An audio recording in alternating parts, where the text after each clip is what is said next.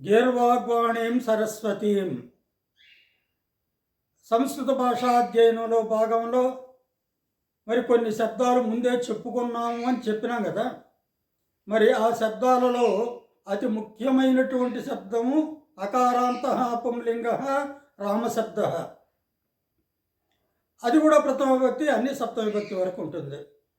రామ రామో రామాహ, రామం రామో రామాన్, రామేణ రామాభ్యాం రామైః, రామాయ రామాభ్యాం రామేభ్యః, రామాత్ రామాభ్యాం రామేభ్యః, రామస్య రామయోః రామాణాం, రామే రామయోః రామేషు.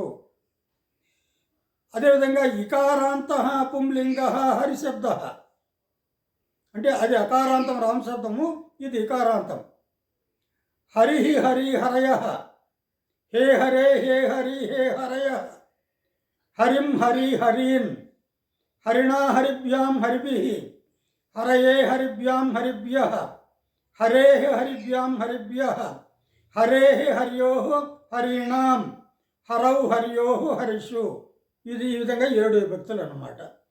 దాని తర్వాత ఆకారాంత స్త్రీలింగ రమాశబ్ద అన్నమాట. అంటే పుంలింగ శబ్దాలు 2 చెప్పుకున్నాం, 2 స్త్రీలింగ శబ్దాలు చెప్పుకున్నాం. ఆకారాంత స్త్రీలింగ రమాశబ్ద. రమా అనేప్పుడు మకారం ప్రక్కన ఆ ఉంది, అందువల్ల ఇది ఆకారాంతం. స్త్రీలింగం కాబట్టి ఆకారాంత స్త్రీలింగ రమాశబ్ద. రమా రమే రమా, ఇది ప్రథమా విభక్తి. దాని తర్వాత సంబోధన ప్రథమా విభక్తి. హే రమే హే రమే హే రమా. ద్వితీయ విభక్తి రమాం రమే రమా. తృతీయ విభక్తి రమయా రమాభ్యాం రమాభిః. చతుర్థీ విభక్తి రమాయై రమాభ్యాం రమాభ్యః. పంచమీ విభక్తి రమాయాః రమాభ్యాం రమాభ్యః. షష్ఠీ విభక్తి రమాయాః రమయోః రమాణాం. సప్తమీ విభక్తి రమాయాం రమయోః రమాసు. మరి ఇకారాంత స్త్రీలింగ మతి శబ్ద. మతి అంటే బుద్ధి అని.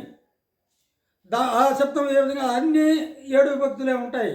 సంబోధన ప్రథమ విభక్తి కూడా ఉంటుంది. ఇక్కడ ప్రథమ విభక్తి మతి మతి మతయ, హే మతే హే మతి హే మతయ. ఇది సంబోధన ప్రథమ విభక్తి అన్నమాట. ఇంకా ద్వితీయ విభక్తి ఎట్లా ఉంటుంది? మతిం మతి మతీ. తృతీయ విభక్తి మత్యా మతిభ్యాం మతిభిః. చతుర్థ విభక్తి మత్యై మతయే మతిభ్యాం మతిభ్యః. పంచమ విభక్తి మత్యాః మతేః మతిభ్యాం మతిభ్యః. షష్ఠీ విభక్తి మత్యాః మతేః మత్యోః మతీనాం. సప్తమ విభక్తి మత్యాం మతౌ మత్యోః మతిషు. ఈ విధంగా 2 పుంలింగ శబ్దాలు రామశబ్దము హరిశబ్దము, 2 స్త్రీలింగ శబ్దాలు రమాశబ్దము హరిశబ్దము ఉన్నాయి.